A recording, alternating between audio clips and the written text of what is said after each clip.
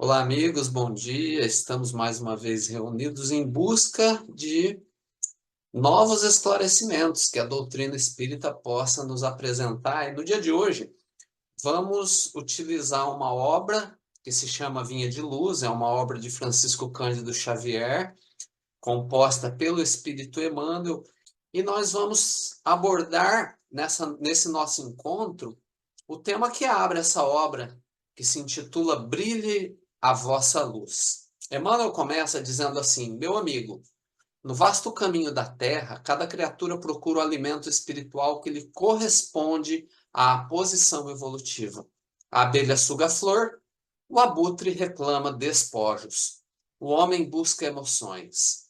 Mas ainda mesmo no terreno das emoções, cada espírito exige tipos especiais. Então aqui nós temos 3 parágrafos que já nos apresentam algumas oportunidades de reflexão.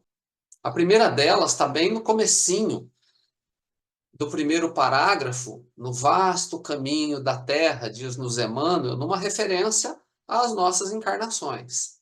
E aí, na sequência, o vínculo da criatura que procura um alimento espiritual que lhe corresponde à posição evolutiva.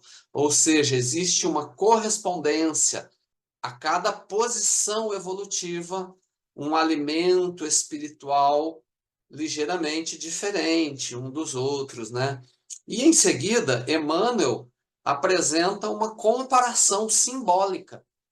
Ele fala da abelha que suga a flor, e notem que nessa simbologia Emmanuel nos apresenta o trabalho na colmeia, no conjunto, nos apresenta a produção, no caso do mel, nos apresenta a beleza da flor, a doçura do néctar, nos apresenta a antecipação do fruto no elemento da flor, que são todos eles no conjunto elementos de grande utilidade. E já na simbologia do abutre, que reclama despojos, temos aí um vínculo à morte desse animal, vinculado à morte de outro ser para sua sobrevivência. Mas temos também, não podemos deixar de relatar, o cumprimento de um papel útil, quer seja na limpeza do planeta, quer seja na transformação dos despojos em alimentação. Percebam como Emmanuel nos apresenta em ambos os papéis, em ambos os elementos simbólicos, sempre utilidade. Uma de forma mais abrangente, mais ampla, mais clara, outra de forma um pouco mais sutil. Não se trata, portanto, de uma crítica ao alimento espiritual que esse ou aquele ser que estão em posições evolutivas diferentes buscam mais uma regra da vida. Porque percebamos, irmãos, como é que iremos pedir ao abutre para que sorva da flor seu néctar? Teria ele ferramentas para isso? Da mesma maneira, como pedir à abelha que se alimente de despojos? Teria ela ferramentas para isso? Conseguiria compor esse papel com as suas habilidades? Percebam que essa simbologia que nos apresenta Emmanuel corresponde exatamente à posição evolutiva de cada ser e ao alimento mais adequado para aquele momento. E daí ele segue dizendo: o homem busca emoções. Quer dizer, toda essa simbologia no homem, ela vai se materializar, ela vai poder ser observada nas emoções, no campo, no mundo das emoções. E o último parágrafo, ele é muito significativo, ele é meio que um desfecho a respeito de tudo que Emmanuel nos apresenta até então, porque ele dirá: mas ainda mesmo do terreno das emoções, cada espírito exige tipos especiais. Olha só, cada espírito, a individualidade exigirá. E esse exige vem no sentido de precisa, necessita de tipos especiais, de emoções, que lhe caracterizem a sua posição evolutiva. Isso justifica a ideia de que não há espírito um igual ao outro. Cada um é um modelo, cada um é uma criatura dentro da criação.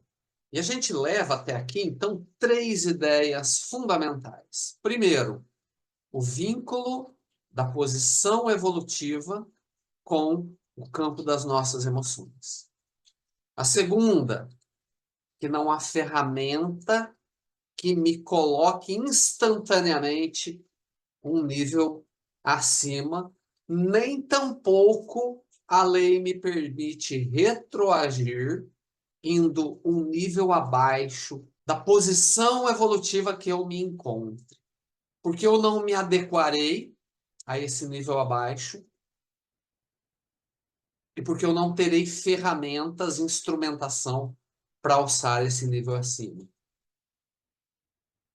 E, finalmente, a última, aquela da utilidade. Seja no nível em que eu estiver, os meus atos, os meus pensamentos, os meus ideais serão regidos pelas leis divinas e produzirão utilidade. Senão para mim, para algum semelhante em algum nível de necessidade. Emmanuel segue apresentando um conjunto de exemplos que é bem possível nos seja familiar em algum nível, revelando possivelmente abutres que ainda habitam e nos compõem. Ele dirá assim: há sofredores inveterados que outra coisa não demandam além do sofrimento.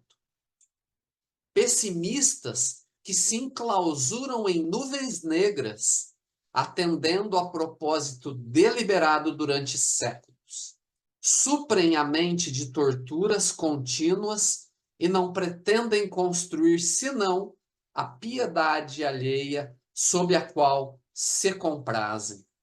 E aí, dentro das ideias da tragédia e da comédia, numa referência ao teatro grego, nós teremos como elementos da tragédia o prazer na piedade do outro.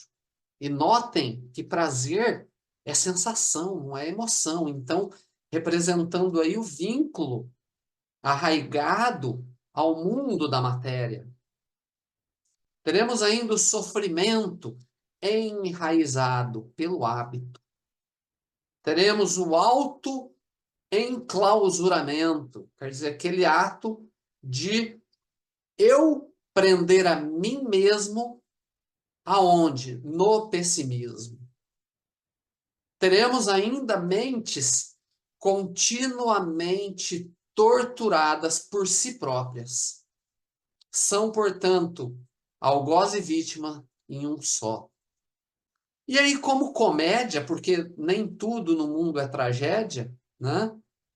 Como comédia, que infelizmente nesse campo do pensamento não é uma comédia em si mesmo, mas é produto no outro, a construção da piedade alheia, na qual aquele que passa por todo esse quadro apresentado por Emmanuel é instrumento dessa construção. Quem construirá não é ele. Ele está construindo sofrimento, pessimismo, tortura, prazer na piedade. Agora, o outro construirá em si piedade, misericórdia, amor, caridade. Perceberam?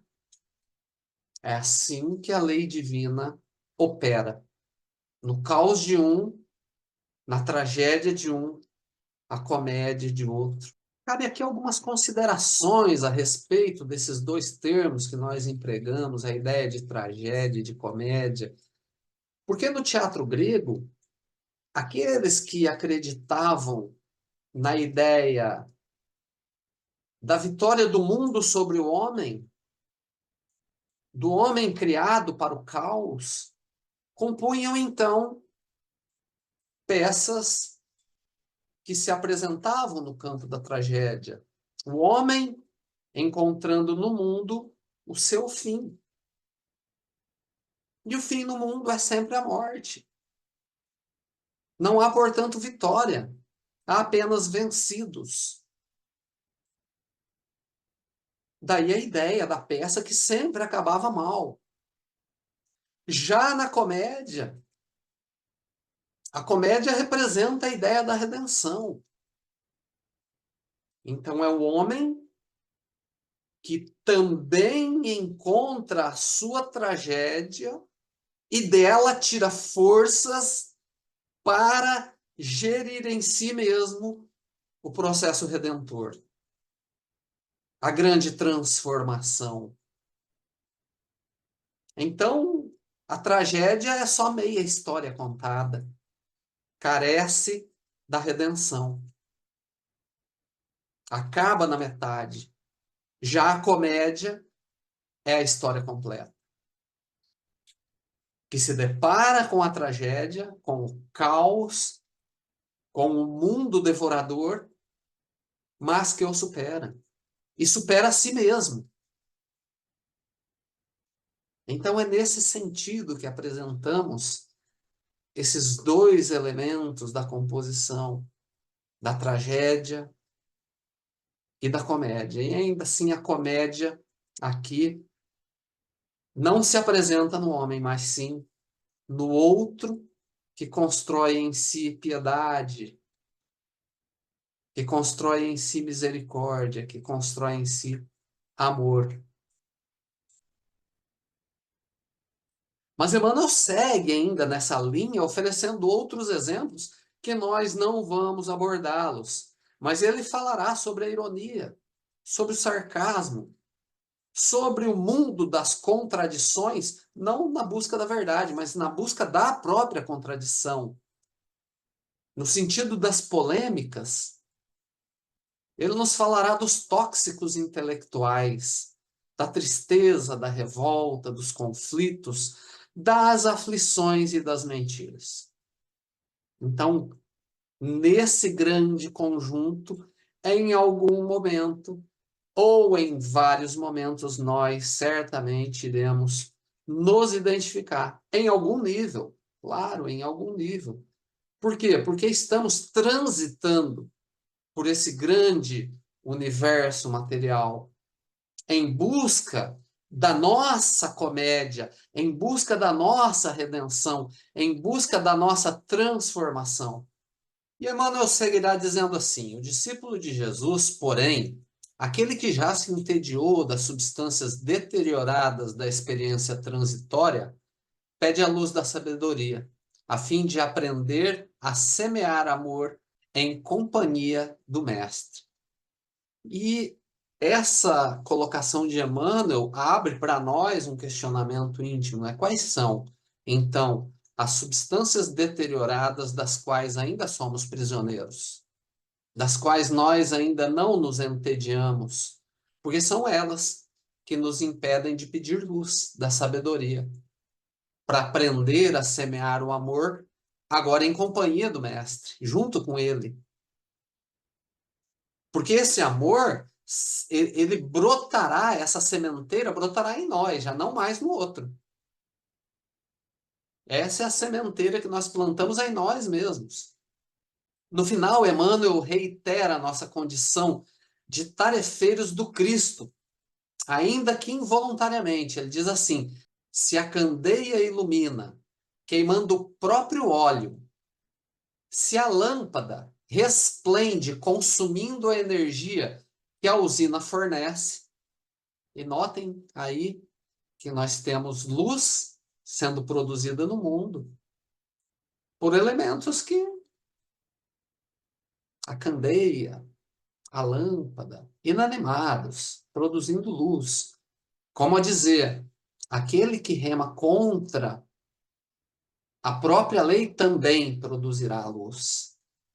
Mas aí ele nos convida à participação voluntária e ativa na obra da criação, complementando essa frase que parou pela metade e seguirá dizendo assim: ofereçamos a instrumentalidade da nossa vida aos imperativos da perfeição, o fim para o qual nós fomos criados, para que o ensinamento do Senhor se revele por nosso intermédio, aclarando a senda de nossos semelhantes. E por que não dizer de nós mesmos, né? Emmanuel conclui dizendo assim: brilha a vossa luz, disse o Mestre, procuremos brilhar. Que assim seja e até o próximo encontro, irmãos.